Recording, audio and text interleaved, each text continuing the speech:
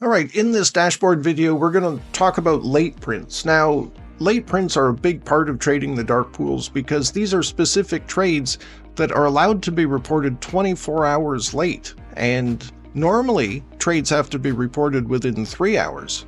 In some instances, most of the time it's immediate. But in the instances where we track these across the indices, the SPY, the NASDAQ, the QQQ, IWM, and the DIA, so we go ahead and we track these because what happens is this volume should be in the previous day's candle. And then we also see that usually there's a big difference in the price that the trades are coming across as compared to the current trading price. And so here, being November 11th, what we see is on the SPY today, there were 3 of them for $251 million total, which is actually a lighter day.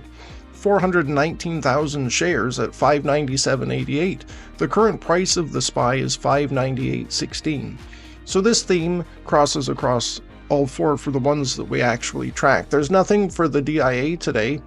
The QQQ, it looks like we're down a couple pennies. Not a big deal, but there was 4 of them for 213 million. Okay, now this tab here is yesterday's, the latest late ones. So for Friday, we can see this, look, 595.65 was the price, but there was 4.5 million of them, and we closed at 598.19, and the current price is 598.09. So we can see all of this. This references this over here, which is the late prints tab. And if we look over here, we can go back to January 1st of 2020 and see all of the trades together.